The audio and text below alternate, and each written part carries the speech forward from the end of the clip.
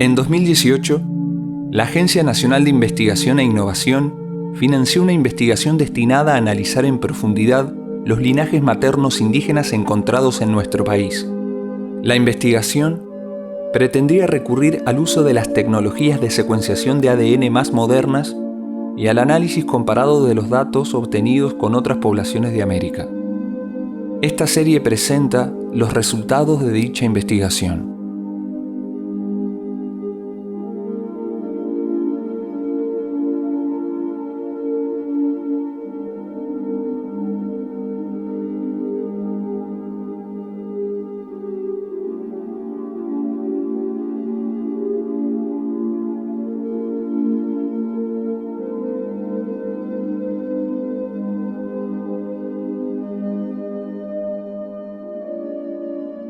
Hasta hace 50 años, Uruguay era un país sin indios.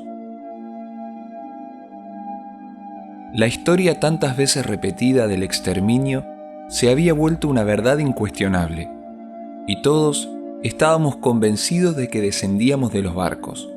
Pero la ciencia tenía algo para decir. Al principio fue bastante difícil. Incluso algunos resultados fueron tomados por la prensa y eran como tergiversados o puestos muy confusos. Pero en realidad ya había datos genéticos previos. El problema era la interpretación. Hay un trabajo, por ejemplo, que dice que encontraron un marcador que es común en indígenas y sin embargo no pueden explicarlo porque en Uruguay no hay indígenas. O sea, predomina una explicación dentro de un paradigma de no indígenas a pesar del dato que sí lo confirmaba.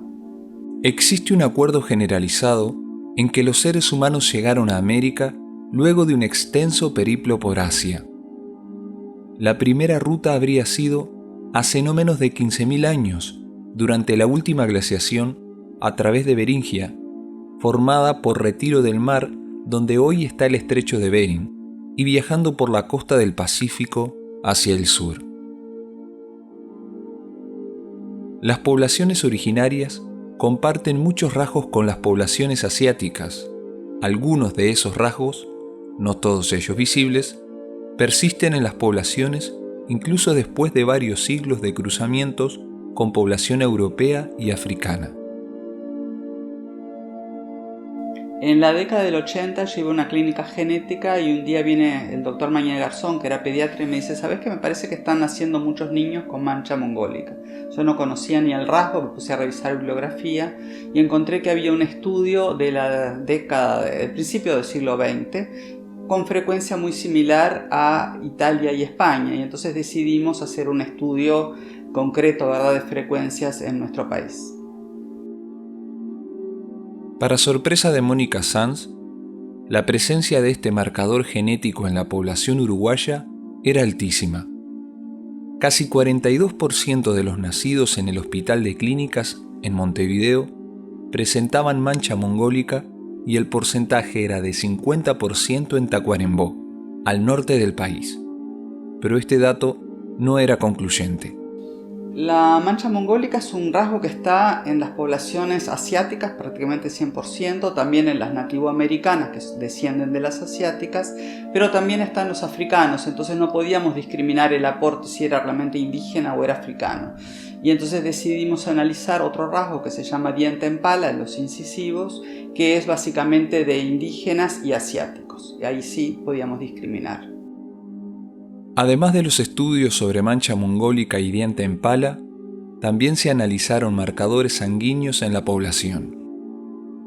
Empezamos a estudiar la frecuencia de distintos grupos sanguíneos, en realidad de las variantes, de las mutaciones de esos grupos sanguíneos. Por ejemplo, si tomamos el AB0, bueno, las variantes son el A, el B, el 0, ¿verdad? Y una cosa interesante, por ejemplo, que las poblaciones indígenas de toda América, cuando llegan los colonizadores y los conquistadores, eran de grupo 0 u O positivo.